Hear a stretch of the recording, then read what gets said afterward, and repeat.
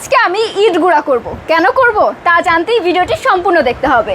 So hello everyone, চলে আসলাম আমাদের authentic premium and একদমই অরিজিনাল একটা কফি গ্রাইন্ডার নিয়ে। এটা কিন্তু 350 ওয়ার্ডের যাচ্ছে অ্যান্ড এইটা দিয়ে আপনি এখানে সব টাইপের মশলা কিন্তু পেস্ট করতে পারবেন খুবই ইজিলি।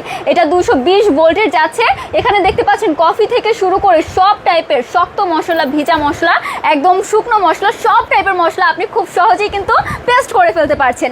ইটের মতন শক্ত জিনিস যদি পেস্ট করতে পারি তাহলে তো সব টাইপের মশলা আমরা খুবই সহজে পেস্ট করে ফেলতে পারবো। চলুন আমরা পেস্ট করে দেখি। এখানে এই যে আপু কিছু সংখ্যক ইট নিয়ে নিলাম, এখানে দেখবেন কিভাবে পেস্টটা হয়। ঠিক আছে, অনেকগুলো ইট কিন্তু আপু এখানে নিয়ে নিলাম। ইটের মতো শক্ত কি আর কিছু আছে বলুন আপুরা? ইটের মতো গুঁড়া করে ফেললাম। এখানে দেখুন কি সুন্দর করে পেস্ট হচ্ছে, খুব সুন্দর করে কিন্তু এটা পেস্ট হয়ে যাচ্ছে। ঠিক আছে, দেখেন গুঁড়া হওয়ার সাথে সাথে মনে হয় সাউন্ডটাই একদম চেঞ্জ হয়ে গিয়েছে। সাউন্ডটা শুনলেই কিন্তু আমরা বুঝতে পারছি যে এটা মনে হয় একদম পেস্ট হয়ে গিয়েছে। চলুন এবার খুলে আমরা দেখি এটা কতটা পেস্ট হলো। মাশাআল্লাহ, দেখেন কি পরিমাণ পেস্ট হয়েছে। ইট যদি এরকম পেস্ট হয় তাহলে বুঝেন মশলা কিরকম পেস্ট হবে। এই যে ভেতরের যে ব্লেডটা দেখতে পাচ্ছেন, এখানে কিন্তু আমাদের 8টা ব্লেড করা রয়েছে অ্যান্ড এই ব্লেডটার এত যে ধার, দেখেন কি হয়েছে।